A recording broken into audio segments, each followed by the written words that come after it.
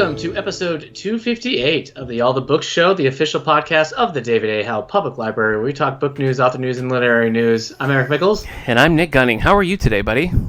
I'm good. I'm thinking back to our early, just starting shows where I think we used to say this is your one-stop shop for we book did. news. We did. And it just didn't make any sense. No, it was an early Why catchphrase. would you go to a shop? Yeah.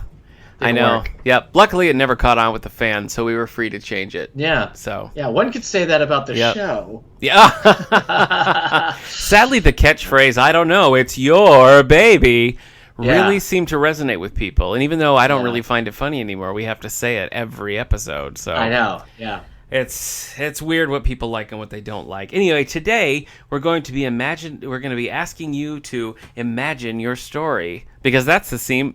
My gosh. You okay? I'm just waterlogged. I went out to take the clothes off the line here because I was like, oh, it's getting dark. And it was like I jumped in a pool. That's how wet I was. Fun. And the clothes were still soaking wet, so it was like, why did I even do it? Yeah. And now my glasses are all drippy. It's a whole thing. But anyway, today we're going to be inviting you to imagine your story, because that is the theme of the 2020 summer reading program. How do you feel about that theme, Eric? You can speak candidly. That's true. I'm not responsible I'm responsible to no man. That's right. No, it's a fun theme in mythology. I mean, I don't even know if I could safely say it's a theme that, like, in the YA juvenile zone has run its course yet. I still feel like it's still kind of hot. Like, Percy Jackson is still one of those books, I think, that, like Harry Potter, just keeps getting new fans. Yeah. Like a rotating conveyor belt of new fans throughout the grades. So I don't know. And I mean, mythology's always been, like, cool. Yeah. I think. Maybe I'm speaking from personal experience there, but I've always thought it's cool. I feel like there's a difference between, like, the Percy, and this is not an open invitation for you to rant about the Harry Potter fandom, because I know how you feel. But I do feel like the experience of reading Harry Potter is a lot more like, you have to be a Harry Potter fan. You know what I mean? Like, there's a lot that's, like, wrapped up in that. Whereas I feel like with something like Percy Jackson, like, you read it, you enjoy it, you look for similar things. I don't often... And you base your entire life around it. You worship the person who wrote it to the point where when they say destructive things, you lose your own identity. Wait, what are we talking about again? Yeah. Tolkien?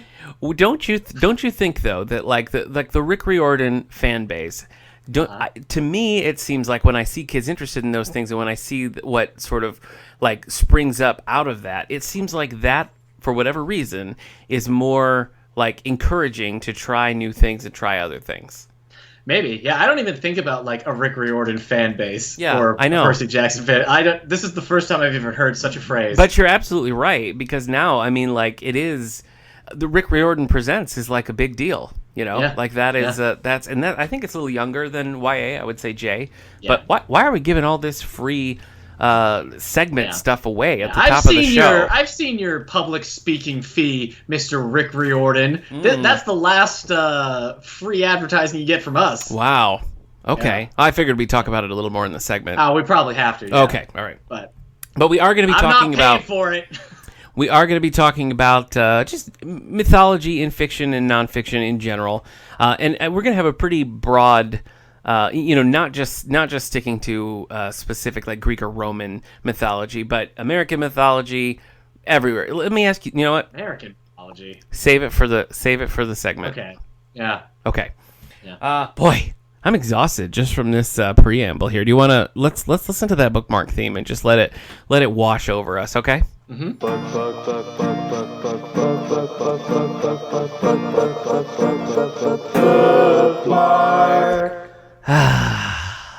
It's relaxing, don't you think? The way it all coalesces there at the end is sort of a nice relief, wouldn't you say?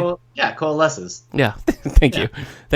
Have you been doing any exciting reading since we last spoke? Oh boy, I haven't.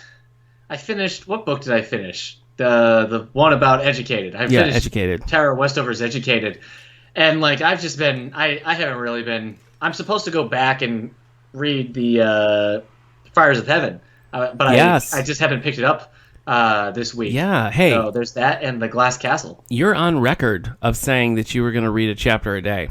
I know, and I fell behind. You got to get back on. Like you anybody get back who on board. sets up a daily reading log, I'm just like, oh no, I've got this like time sunk thing going on. So anyway, I just need to put some more bubble bath in the tub and get right back into it. You're a lavender man. I love The Glass Castle. You talking Jeanette Wall's Glass Castle? No, you're not. Did I say Glass Castle? You did. You're talking about the Glass House. Glass House. Okay. Yeah.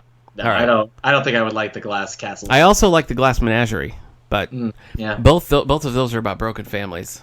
Yeah. But I did read Alan Moore's Top 10. Okay. Graphic novel.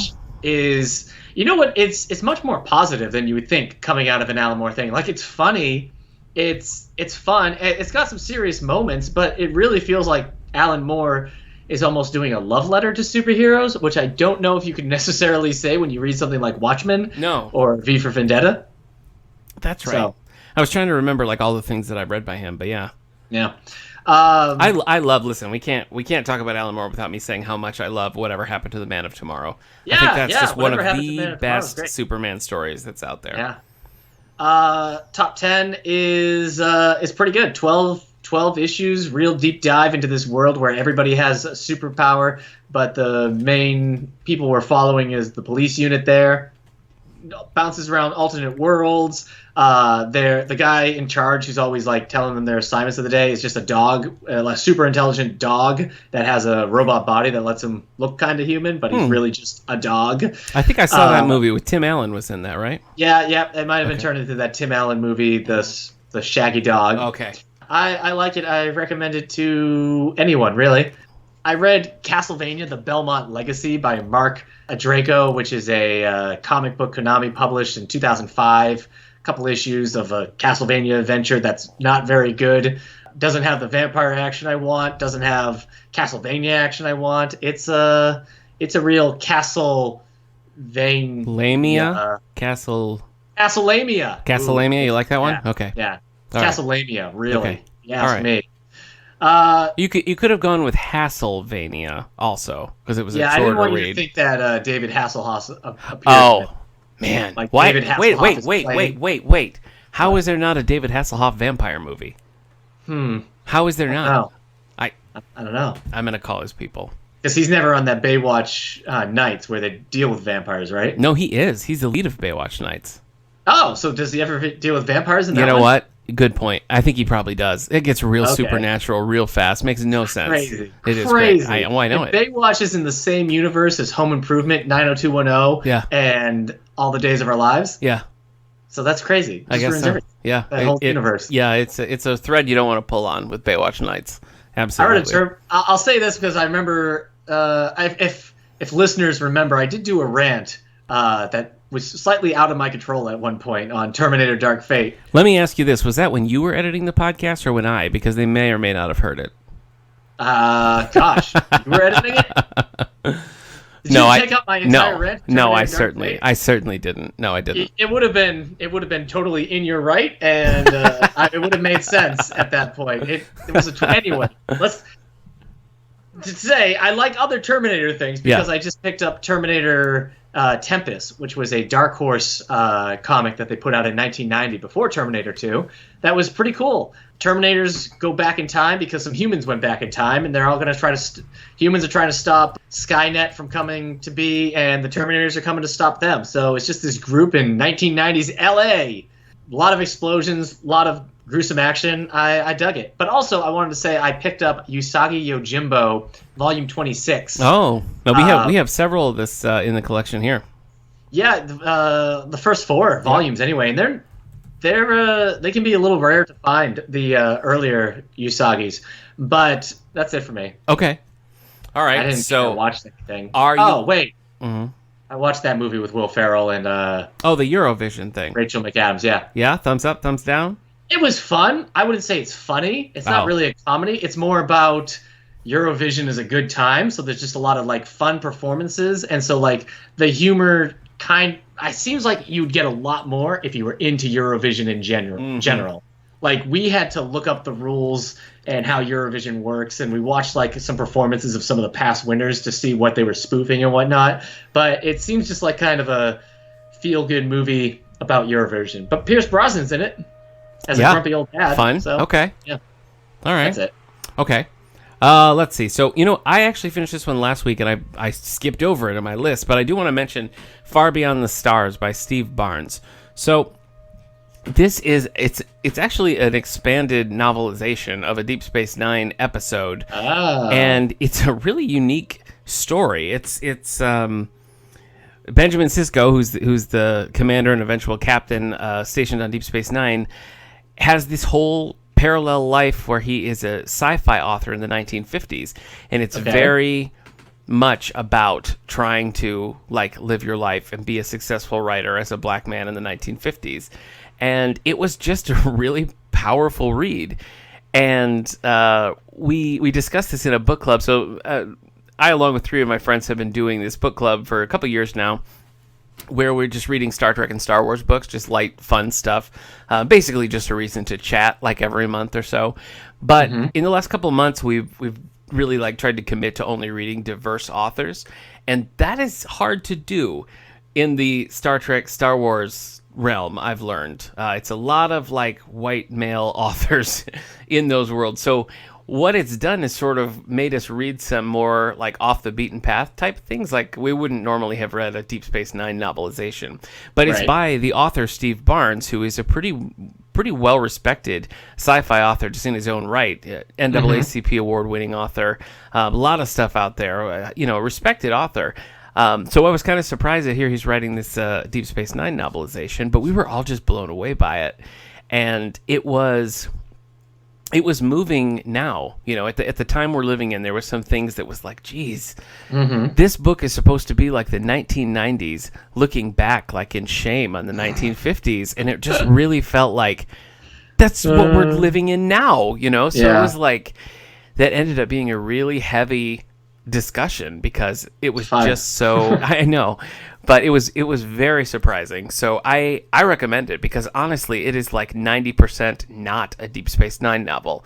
90% of it is just a story about a group of people working at a sci-fi magazine in the 50s, and it can be simple things like they're doing a staff photo and they ask Benny, who is the Cisco equivalent, to skip that day, to be homesick, and then they ask one of the women writer who just uses her initials. They ask them both not to come because they don't want the readers to know that there's a black man and a woman writing the stories that they like. So it can be it can be that, or it goes, it escalates all up to some serious violence, and it was just it was a difficult read. It really was. So we were sort of both pleasantly and unpleasantly surprised at the experience of reading that book. But it is Far Beyond the Stars by Steve Barnes, and I have it on good authority from my colleague Tina over in the Cuba Library that the episode it's based on is also pretty amazing. So anyway, would you say Amaze Balls? I wouldn't. No. Okay. I don't think you've ever said not that. Under any circumstances would I say that. No. Moving on to some lighter things, I read the latest in the DC Superhero Girls series, Powerless. So this has been a popular series over in the junior graphic novel section. It's it's meant for that age, probably 10 to 12, but I've always had a good time with this series, and I like this one as well. I finally buckled down and finished The Ballad of Songbirds and Snakes. You did it. The Hunger Game prequel. Hunger Games. And I'm it's with a heavy heart that I report that this was kind of a chore to read because I loved the Hunger Game books. This is the third book of the series? No, actually, I guess I'm in the minority there where I was pretty pleased with the third book in the original Hunger Games trilogy. But no, this is set following the character of Snow when he is, 20, I would say. Yeah, maybe a little young, 20s. Maybe a little younger than that. And he is... It starts with him being like a mentor for somebody in the Hunger Games. But the thing is, as much as I like the author, I like the writing, I like the world, it just all felt very done before. And it was Bare in Naked Lady song. Yeah. It was in 3 different segments, and it was better or worse, but I just feel like tying it so closely to a Hunger Games was just I've read this 3 times, and it was better the first time. So I was ultimately pretty disappointed in it, but the last quarter, maybe, did kind of win me back. So it pushed it up to a 3-star rating. But this is not required reading by any stretch of the imagination. I think if you're a completist, you got to read it. But I don't know. I don't think you're going to get much new out of it. The reviews have been pretty positive, so maybe I'm just a grump. But it's all been done before. Yep. Yeah. All right. I'm currently reading The Captain's Daughter by Peter David. This is a Star Trek book that I checked out pre-quarantine and has been on my shelf, I know, for like 4 or 5 months, I feel like, at this point. Yeah. And I keep meaning to get to it, but then I'm like, I got to read this book for the library, or I got to read this book from the book club. I just keep kicking it down the road, but I'm finally reading it. I've been wanting to read it forever. It's about Sulu's daughter, Demora, who you see briefly in Star Trek Generations. I'm liking it so far. Yes, I'm a Peter David fan, so I am enjoying that. Yeah. I did watch a few things. I've not seen Eurovision, but I watched a movie called Starfish. Do you know this movie? Mm-mm. Written and directed by A.T. White, starring Virginia Gardner. It's on Hulu. It is... Even by the end of the movie, I wasn't really sure if what we were watching was like literal or if it was an allegory for like grief and suffering and like overcoming that. And I'm pretty much siding on the fact that it was just allegory. But it was really intriguing. A lot of it was just, one character sort of isolated in a town. And I thought it worked really well. I liked it. It was weird. It wasn't what I expected. And it's not something that I would just like freely recommend to everyone. But if you're in the right zone for it, I think there's a lot there. Right. Finally, I watched Palm Springs, directed by Mark Barbacol, written by Andy Serra. To watch that. Andy Samberg, Kristen Melody. It was a lot of fun. I loved it. It was a perfect movie for this time, I feel like. Yeah. So I was a big fan of that. I keep meaning to turn that on, but it just hasn't happened yet. It was good. It was fun, though. Yeah. I hear nothing but good things about it. No, I don't really have any complaints. It was a cool 90 minutes, and it was just funny and fun and interesting. So, cool no complaints. Yep. All right. Yep. Should we take a look at some book news? What's going on in the New York Times bestseller list? Yes. You know what I didn't mention? I also read a Lunch Lady book. You'll remember a few weeks back when you were temporarily replaced as co-host. But some people, what the heck? Do I have to worry about my position? I'm sorry, you weren't available, and it was a pressing moment. I needed someone to talk to me about the Lunch Lady series. I hated how I found out. I found out I was replaced the same time you did. Listen, to be fair, we had another interview scheduled for that day, and you said you were not available for that day, so I already knew your availability. I didn't know that was going to happen, though. I'm sorry. Goodness. I'm sorry. Anyway, after that, he said, get it right now. Make sure you get this book. So I had to do it.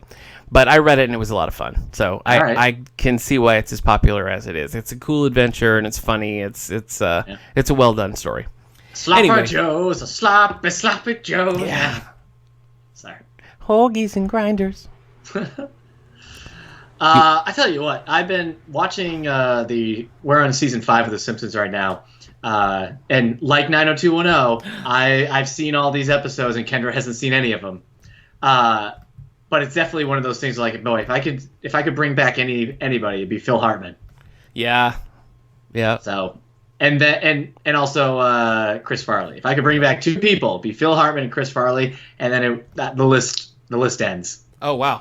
Okay. Yeah. Hard line. You didn't maybe need John Ritter. Ritter. You didn't need to make such a hard line. You know what I mean? You could have just said I'll bring back. All right. You could have just said these are 2 that I would bring back, but you were like, even if I had the power, I wouldn't.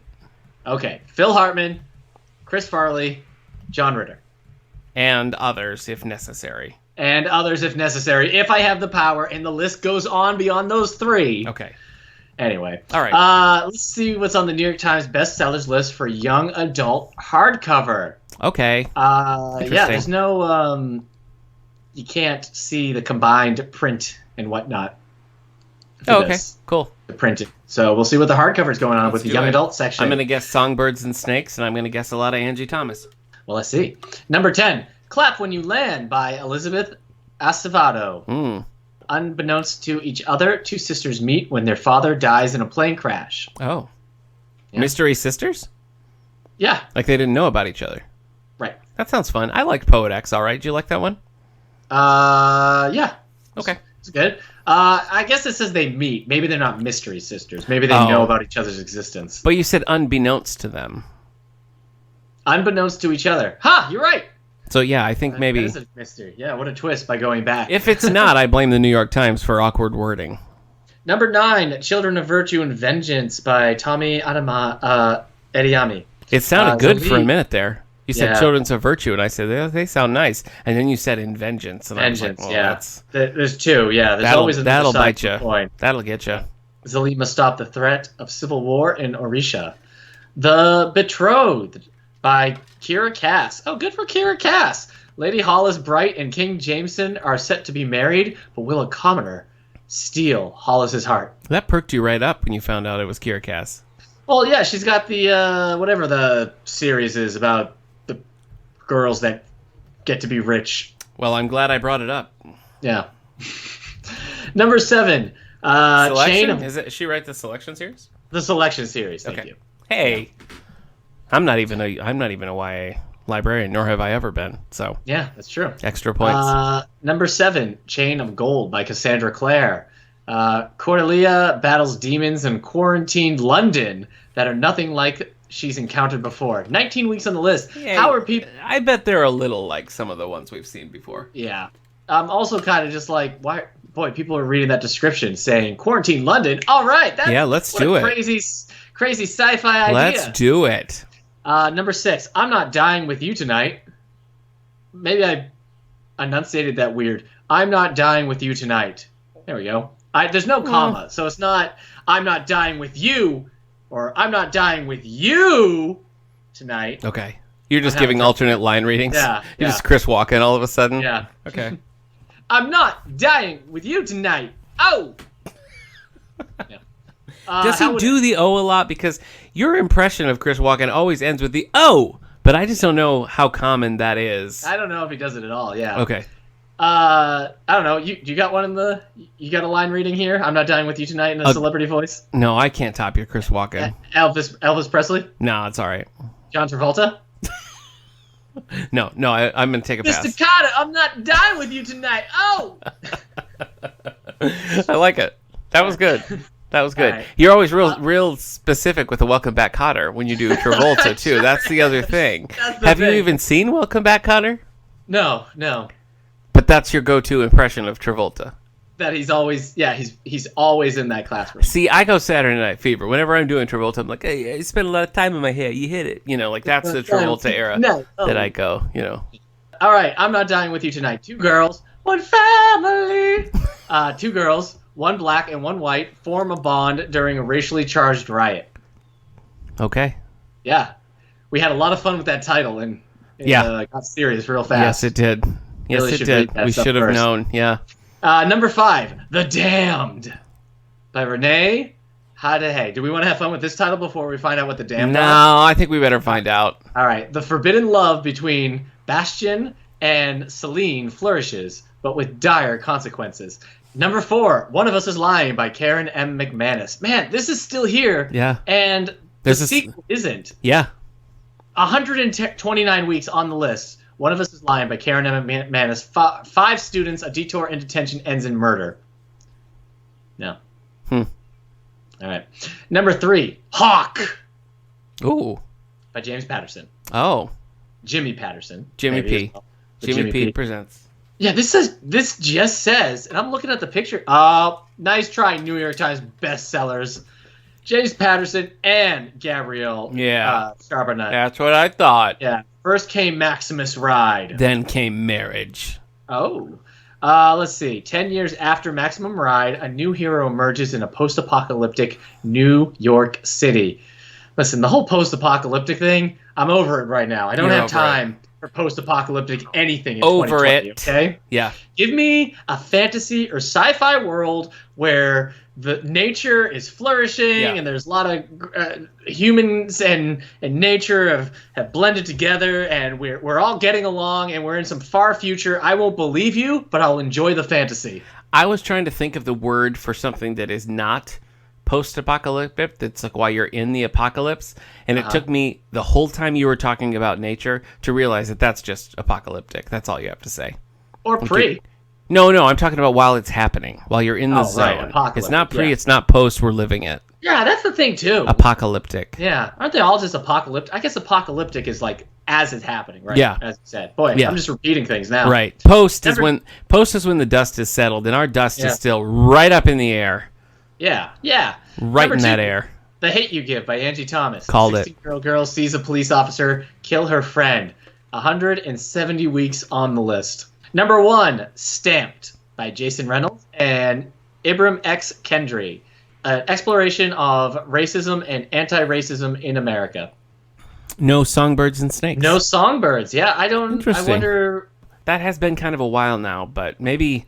I guess I just assumed because YA books, have the staying power that they do on the list. I thought that one would be there for a while, it's but not on the paperback list. Huh. Well, it's not in paperback now. It's only a couple months not old. in just the hardcover fiction for adults. Interesting. Maybe people just aren't getting into it. I guess they maybe aren't. Yeah. Okay. Summer reading program is upon us. Yeah, July. Imagine your story. No, and or care right now, but it is July. Yeah. Yeah. Technically, it's August, actually. If you want to get technical, it is August. So, as soon as you look at a calendar every once in a while, Jack. Let's talk mythology. So, by the time this episode comes out. Yeah. Okay. I was starting to freak out there because I'm looking at my calendar. I was like, wait a second. Yeah. Yep. No! Yep. This is the August 3rd episode. Oh, you know what? No, my calendar's set for July. Okay. Oh, okay, cool. Anyway, August 3rd. Yes, continue. Sorry. Yeah. So the theme this year, it is pretty open. Imagine your story can mean many of things, but it's been mythology based in the. I don't even know if that's true. It's.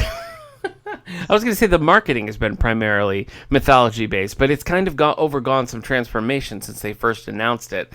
But we're kind of looking at it as a mythology based program. So like we just did our book club on Circe by Madeline Miller. And that was kind of like, that was sort of the benchmark of like, here's the kind of thing that, we're looking at as far as like what we're considering mythology. But let me ask you this. Would you count the things like what I read? Like, would you count Folklore? Would you put that in there? Like, Tristan Strong Punches a Hole in the Sky had a lot of like Brer Rabbit, Brer Fox, had Hi John and John Henry, that sort of thing. Would you lump that in there? I mean, I don't care about American mythology. You don't care about it. Our Johnny Appleseeds, our Pecos Bill, our Babe and the Blue Ox. I mean, it's not really mythology because it's early folklore. 90s Disney teach you nothing? It's folklore, but we all came up with it like 200 years ago. Yeah. So we know. Right. I don't know.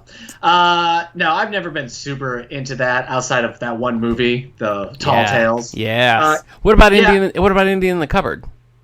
Yeah, that was fun. That's fun. Is it Pecos? Don't you see Pecos Bill, or is he just a cowboy? Is he just a nondescript cowboy? I don't know. Yeah. Okay. Well, listen. Okay. I'm not being fair. American Tall Tales can be fun, but when I think of mythology, I tend to not include them. Okay. But you can. Yes. Well, then I think we say we'll use the umbrella of mythology and folklore. What about like Arthurian legends, like the Knights of the Round Table, all that? Yeah, I guess you have to because that's like you said, it's a Arthurian legend. It's basically the mythology of Britain, of England. Yeah. So. Okay. Yeah. All right. Take me into this, like, from your perspective, because I know that I feel like you've done a lot more reading on this than I have, because you read that Edith Hamilton. Yes, right. Edith Hamilton. I read Edith Hamilton's mythology. Wow, maybe I was 16 when I first read it. Really? Why did it appeal to you? I just dug mythology. Really? And the whole thing is that it's like a condensed mythology. You know what I mean? You can read it and just get through and learn the basics of mythology. I definitely, in school, I liked when we were learning about mythology a bit more than some of the other stuff we were learning about. And this was post-school for me, so it was just kind of like my own reading. But yeah, it was just, I mean, they're proto-superheroes for one, but there's all this like random drama, but it's also because like they're not told like we tell things now. They were just told and then told again, and then added to, and then retold, and all this stuff. So it's like, it's almost convoluted, like the convoluted canon that I dig when I get, like when you start digging into like Star Wars and you realize all these characters are related to all these other things and all this expanded universe, and you start getting into Greek mythology. It's not too far from that. Like, okay, where does this line up? What was doing this? How does this fit? So yeah, I don't think that I ever really. this was never something that was like a part of my life growing up. It was never something I like thought about or was particularly interested in. I don't think I can't really remember ever talking about it in school. I saw Disney's Hercules, you know what I mean? Like, so classic mythology has not been something that has ever really been like in my wheelhouse. So I just have never really gravitated towards it, but it sounds like you have. Yeah. I mean, I think it stems from when I was a kid and I started playing Age of Empires, and you were playing as like the Greeks and the Egyptian and the Babylon. You'd be playing all these ancient civilizations, and then in 6th grade we started learning about these ancient civilizations. And like I really perked up. I'm like, oh, these are all the civilizations I was playing in my game, and like, so I was really fascinated with like ancient civilization and ancient history. Yeah, and then you start learning about the mythology of that, and becomes kind of an extension of that. Like, oh, I'm into learning about like ancient Greek and ancient Romans, and so then you start learning about their mythology because of that, and it becomes like it's so long ago history-wise that it almost feels fantasy sometimes when you're learning about like the Greeks and the Egyptians and everything, and then you add in all the fantastical elements of the mythology. It just, I don't know, it just becomes its own big thing. Okay. So outside of the Hamilton book, like what else like drew you in? Like, are there other things that you've read or things you saw as a kid? Yeah, I mean, there was this massive mythology book that I own that's in my other room. I got this massive ancient civilization and mythology book. One's green and one's orange. I got them from like Barnes and Noble. They were just massive. And I got those maybe like when I was 20. Okay. I don't remember if they were on sale or not, but I was like, I'm going to get these and I'm going to read them. Probably got that dinosaur book I'm looking at right now at the same time. Basically, it was just great. 7th or 8th grade, our English teacher was like also showing us this movie. So I saw that. I saw Clash of the Titans, the 80s. Oh, okay, like Harry Hamlin, cool. Clash of the Titans. That's fun. And the Jason and the Argonauts. It's just these like fun, big adventures that they're not really history, so you get to do ridiculous things. Something about the Greek pantheon is fun. I mean, that's where you get into like the proto superhero kind of stuff. Zeus and Ares and all that kind of stuff. It all just creates this like really weird, fantastical, strangely political system. Okay. Yeah. I just like, I'm thinking back of like, I really feel like the Disney Hercules movie was like the first time that I really was confronted with a lot of those things. Like, I think I just sort of knew the basics, you know, about like who Zeus was and all that. But to know the story, I feel like I've heard that mostly from like George Perez Wonder Woman comics and he Disney's Hercules. Right into that. Yeah, that's no joke. I mean, the George Perez Wonder Woman stuff is almost more Greek mythology than Wonder Woman. Yeah, exactly. Yeah. I was gonna say another like big influence on it, I think, is I don't know how old I would have been. I might have been 15 or so, because K.A. Applegate wrote her 12-book series Everworld. In that, it's 4 kids, maybe 5. Anyways, there's this girl, Celine, and she's a witch. And she ends up bringing these 4 people. Her half-sister, these 2 guys that were there, and I don't remember how they relate to everybody else. I think one of them dated her at one time. And then her then boyfriend, David. I think I got those character names right. Okay. I trust you. And they end up getting taken into this world called Everworld. And basically, it's this fantasy world where all the mythologies that we've ever told are all living in this world together. But there's this, if I remember, there's an alien race that's coming in that eats and kills and eats the gods. Yowzer. And so, like, that's part of it. I don't remember that so much as, like, the kids... they're teens at the time because it's a young adult series. Okay. They're like just interacting. Like every book, they're going to like this new place and interacting with this new myth and legend. And like the gods are there. I think the Knights of the Round Table are there. Norse mythology is presented like at the first book, so it's all just young adult tour through this bizarre version of all these myths. Okay. Yeah. I was always more interested. The reason why I asked you about Arthur in the beginning is because that's something that I have always been interested in. I've always liked that story in its various versions, probably dating back to like the Sword and the Stone. Yeah. You know, which is I watched with my son not that long ago, and he did not dig it as much as I hoped that he would. Crazy, but the Wizard Duel is so fun. I know, it is really fun. But I mean, that's always fascinated me. I mean, that, and I'm even like First Night with Sean Connery and Richard Gere. I'm waiting for you to say Kid in King Arthur's Court. Oh no, actually, I mean, I have seen that on stage, but I was never really a fan of. I don't think I read that illustrated classic. No, the like '90s movie where like the kid goes. It's a Yankee because he's right on the Yankees as a kid. Yeah, that's right. Yeah, with the kid from Rookie of the Year. Probably, yeah. He's got in his backpack that he took to baseball has everything he needs to survive. Good. He's just got a flashlight too. Good thing. And he's got remember, he knocks a guy off a castle by blinding him because he has a CD and he reflects light off the CD into the guy's eyes, and the guy falls off the castle. I feel like I haven't seen this movie. He invents a bicycle. I've definitely seen Rookie of the Year. If you want to talk about Rookie of the Year, that is some American mythology. Yeah. Okay. Is A Knight's Tale? Does that deal with Arthur at all? Like no, I think that's. No, I think it's just regular... just knights in general. Knights. Okay. Yeah. But no, that myth has always been interesting to me, and I always like seeing that when it pops up. There are two books that I read that I particularly liked. The first one I don't think I've ever read anything. Arthur the King by Alan Massey, and this starts way early, like when Arthur, who's known as like Wart really throughout the book, is from the beginning. This is more of a... It's certainly less heroic, and is written. Alan Massey is like known as a historical novelist, so it's the point of this book was to be like really historically accurate with the times and everything.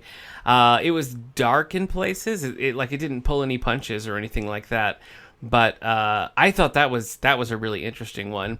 And then I also really liked J.R.R. Tolkien's like big epic poem, The Fall of Arthur, which Christopher Tolkien put out several years ago now. It was a good Reader's Choice winner when it came out, but I like that as well because there's just something about that story and those characters that I'm always drawn to. I really enjoy that. Did you like First Night, Connery? I don't think I've seen it. Really? Oh, that's good. I've seen Dragonheart. I bet that holds up. So in terms of like reading actual myths, like because all the books I have usually are summaries of the myths. Okay. But I did read the Odyssey. At least like whatever was in my literature book in school, and then again when I was older. And Odyssey is one of those. The Odyssey by Homer is one of those. We tried to get him on the show. I remember. And you told me he's unavailable, which is too bad. Mm-hmm. Yep. But it's just one of those. It's just this like, it's a crazy adventure story that has like all these scenes, like with Cersei in it, or with the Cyclops and everything. So like that feels like, an actual adventure story that you can read like from beginning to end that I really got into. And also Neil Gaiman, who loves his mythology, was playing around with his mythology. So I guess my first Neil Gaiman interaction with that would be any of the mythology that he included in Sandman, because this was before I probably even read a thing with Thor in it in Marvel Comics. So throughout Sandman, I mean, he's just constantly bringing in all these stories and myths, and the whole thing is the idea of like the eternal nature of stories and the power of stories and everything. So like all the gods and characters from everything have existed in some form, even if it was just a story, and they interact in that. And I think it was the beginning of any interest I had in Norse mythology, because you learn a lot about Greek mythology. Yeah. And, because of that Roman mythology as a kid. I think schools tend to veer away from the ancient Egyptian gods because it gets so weird and sexual all the time. But also I feel like they never really, I don't remember ever hearing much about Norse mythology, true. The death of Balder or Loki being pinned to a rock as snake venom hits his eyes and all that stuff. That's intense. But yeah, I think Sandman was the first time like I really started interacting with Norse mythology. Okay. And that carried on because Odin is a main character in his American Gods story. Okay. And that's basically when we settled and we've all come to America, we took all our stories and gods with us. So it's interesting because like Odin in America is not the same Odin in Norway overseas. So it's just these gods that are basically really having to slum it a lot because nobody really pays heed to them anymore or worships them anymore. I mean, there's new gods that are appearing, like the god of internet and television and all this stuff, all these new like tech gods. So it's it's interesting. It's a weird book, American Gods. I haven't watched the show, but that also really had a lot of Norse mythology. So, and then he wrote that book that I haven't read, just Norse mythology. Yeah, which was a big hit for a while there. Yeah. So I think Gaiman's heart really lies in Norse mythology, past all the other stuff. I really feel like it comes back to comic books with this too, where Marvel Comics is like the primary reason why I know about Norse mythology at all. Walter Simonson. I mean, that's kind of how George Perez did that Wonder Woman thing. Walter Simonson's like, you know what? Let's really get into this Norse mythology with Thor. And they certainly do. Yeah. I also loved the Ragnarok show on Netflix. You got to give that a watch sometime. You were talking about that. I'd love to hear what you think about that. But no, it's it's Wonder Woman, as I said, but Shazam also is just like dripping with mythology with his, his name is an acronym for, Hercules and Zeus and all that. So a lot of it points back to comic books, no surprise. I mentioned top 10, and there's an issue where they're called to a homicide in a bar, and it's Balder. Balder's been murdered, and they're like trying to solve it. And when they finally do solve it, they realize that this happened yesterday and the day before that, and it always happens. And as they're like, oh, this is dumb, we should just leave. Like you hear them saying like, hey, let's play a game where we throw things at Balder, and then you hear Loki like, hey, give me that for a second.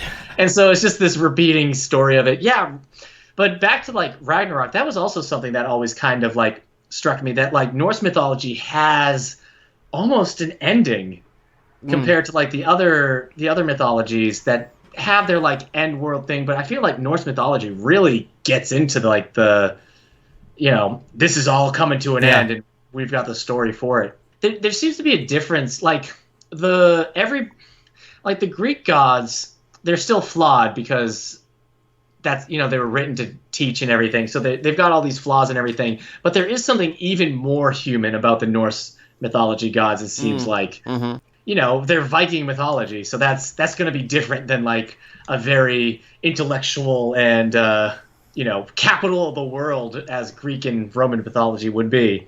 Yeah, we've before we move on from comic book background here, completely. I know you and I discussed this a little bit over on Comic Book Coffee Break, but let's talk for a minute about Marvel's Hercules. So, Hercules is, as a character, Marvel has kind of dipped back into this well several times over the years, but it kind of starts with Bob Layton's Hercules, Prince of Power, which came out in the '80s, which deals with Zeus marooning Hercules like on another planet as a punishment. Rather than putting him on Earth where he would be a god, he puts him where he's in a level playing field. Mm-hmm. I just think that's a fun use of the character, because you're used to seeing him have like this major leg up where he's just like, is a god.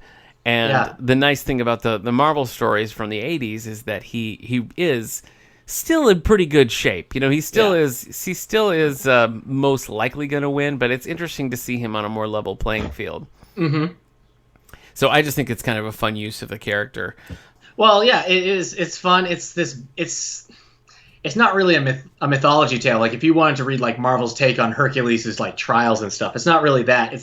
It really is this like big Star Warsian, crazy comic book sci-fi adventure with like just a lot of different aliens. Hercules constantly learning that he should be thinking first instead of hitting first, and it goes on for like, it has 4 issues, and then 2 years later another 4 issues, and then 5 years later a graphic novel that brings it all together. Yeah, and it's in the far future, so it's not like continuity based. If you don't know what's going on in Marvel Comics, you can still read it today.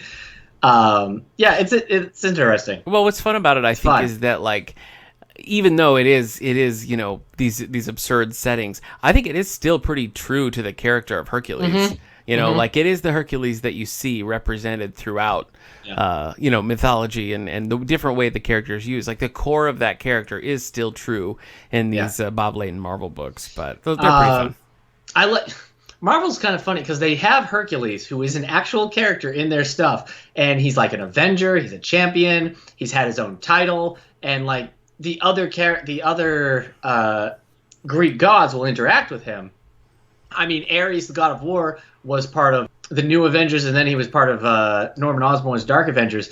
But I mean, when it comes to gods, Marvel's head over heels in love with the Norse mythology. Yeah, and I think that stems from like Stan Lee just really loved mythology in general when he was writing the comics, and really got into including that stuff with Thor. But I mean, in this day, I mean, Odin and Thor and Loki, they're just like in it. I mean, Thor and Loki are just in the Marvel universe. It's not even like an offshoot where you're like, oh, Loki's this character who sometimes, like, he's just one of the main characters in Marvel. Yeah. And, you know, Thor is an Avenger, and they've been in the movies and everything. And it's just kind of crazy to think that Marvel's been able to take all that in and have their own, like, yeah, this is Thor and Loki and Odin, but there are Thor, Loki, and Odin, you know?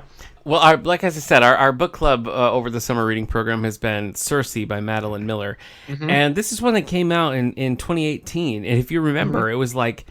It was on the New York Times for a long time. Yes, like we hadn't really heard anything about it. And then all of a sudden it was just like the top of the list and stayed for a long time.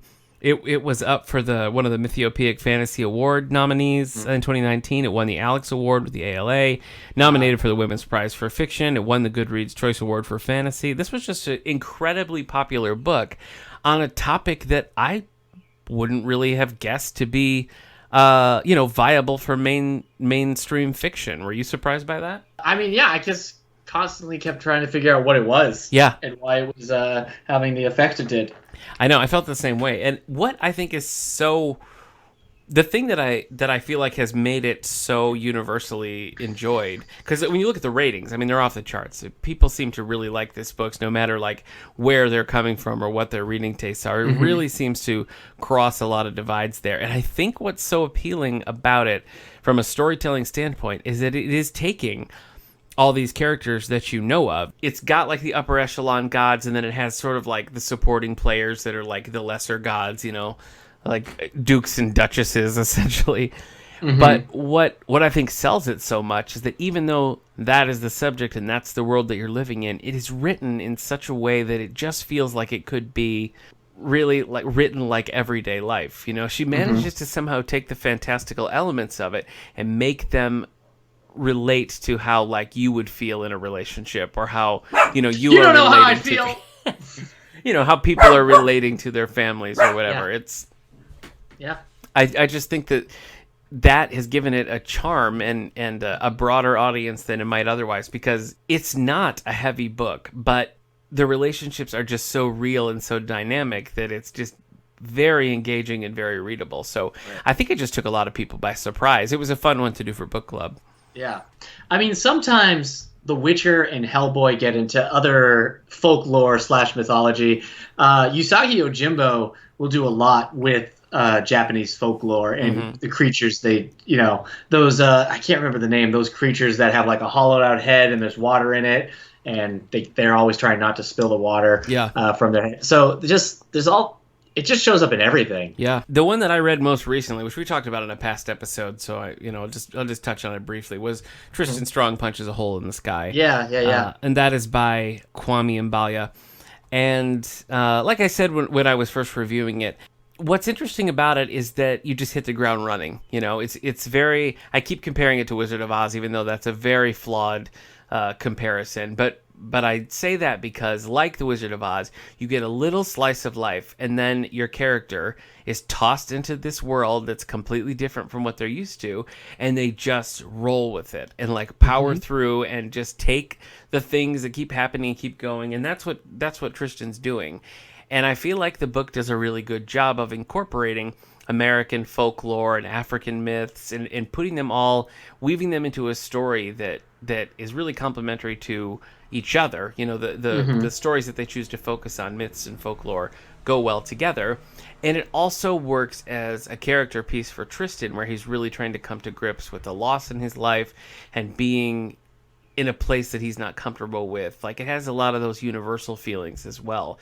So I feel like that would be a really popular book once people can come into the library and check it out again. Yeah. Luckily, the sequel's coming out. Yeah, that's later this month, and I do feel like I'll pick that up eventually, because I did cook through this one pretty quickly. Right. But it was a lot of fun, and it was like John Henry and those type of characters who I'm only vaguely familiar with. It was nice to really because of Tall Tales. Pretty much, yeah, pretty much. Well, that's mythology. Yeah. Well, it's been an interesting summer reading program for many reasons, but I think this topic is a good one because it's allowed us to sort of look at things that we might not normally I don't know, do much focus on or do a lot of programming about, but I know Kate's been incorporating a lot of mythology into the children's programs, and I liked it. You know, when they first announced it, I was kind of like, okay, well, that'll be interesting. But it ended up, I think, working really well. So it's led to some cool programs. But well, in the spirit of library news, as we're talking about it, we're closing down on the summer reading program here. You've got a little over a week to go on that. So we are still doing the weekly prizes for all ages. So you can stop in, and it's not too late to participate. Get your free bag. Get entered to win the grand prize. Join us for some programming. We're going to be showing some films outdoors. We're looking forward to that. Kate's doing her weekly story time Friday afternoons out on the front lawn. So lots of different ways to use the library. You can always come use the Wi-Fi on the front terrace as well. So, you know, place your books and items on hold, where we've been getting books and DVDs this whole time. So we are stocked up and ready. So place those holds or give us a call and come pick them up. Are you going to go and watch some mythology thing now? I don't know. Maybe. I do have to tell. I forgot to tell you this. I finally saw the Hercules Aladdin animated series crossover, and it was a pretty good time. It Okay, was a pretty good time. Yeah. I'm glad you finally checked that box. It's post Aladdin and the King of Thieves. Yeah. So it's like the latest you ever see Aladdin. It's pretty exciting. Yeah. Okay. Well, I'm happy for you. Well, thank you. Get to see the extended Aladdin universe. It felt like you were feigning interest, but I appreciate your genuine interest. All right. Good. Well, I think that's going to do it then for this week's episode of the All the Books Show. Wouldn't you say so, Eric? I don't know. It's your baby. The fans demand it. They really do. All right. Well, we'll see you next time. Wait, weren't we going to talk Rick Riordan? Eric?